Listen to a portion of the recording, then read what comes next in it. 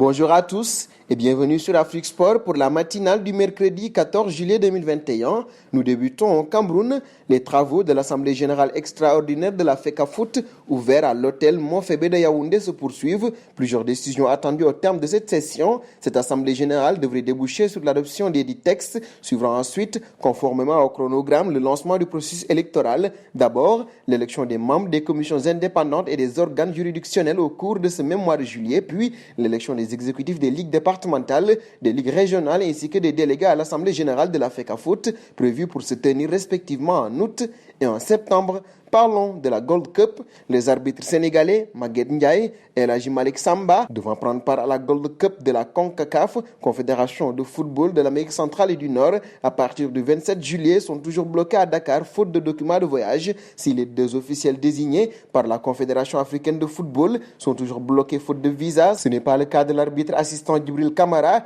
et du Gambien Bakary Gassama. Ces deux officiels ont déjà obtenu leur document de voyage, ajoutent les mêmes sources, précisant que les procédures sont les mêmes pour tout le monde. Nous passons en Turquie. Les entraînements ont repris à Galatasaray. On prétendait que le club avait donné congé à Mbaye Niang, mais que nenni. L'attaquant sénégalais, qui a précisé que son contrat de prêt avec West Bromwich se prolongeait jusqu'au 30 juin, n'avait pas assisté à l'ouverture de la saison, mais qu'à cela ne tienne, un huissier a été réquisitionné par Galatasaray pour évaluer les jours d'absence du 1er au 11 juillet. Selon Galatasaray, ce comportement indiscipliné de l'attaquant sénégalais sera puni et chaque jour qu'il ne s'est pas entraîné était enregistré par un huissier. Un saut en Argentine. De Paul ne cesse de faire parler de lui. Depuis 3 jours maintenant, l'Argentin est également l'heureux vainqueur de la Copa América avec sa sélection. Une victoire en finale face au Brésil que le joueur de 27 ans avait déjà prédit. Rodrigo De Paul a eu le nez creux. L'Albiceleste s'est imposé samedi dernier face au Brésil grâce à un but d'Angel Di Maria à la 22e minute en finale de la Copa América.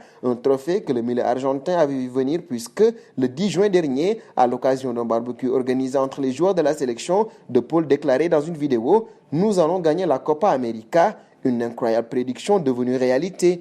Filons au pays. Est-ce que j'ai un message à faire passer à Kylian? Je ne suis personne pour lui envoyer un message. Je n'ai pas la capacité d'envoyer un message à qui que ce soit. Tout le monde est libre de prendre ce genre de décisions qui restent très personnelles. Ce sont des décisions qui se prennent tout seuls, confirme Sergio Ramos. Nous terminons d'ailleurs au question du jour. Comment jugez-vous l'attitude de Mbaye Diagne? Vos réponses seront attendues en commentaire. En attendant, n'hésitez pas à vous abonner sur Afrique Sport pour ne rien manquer des informations football.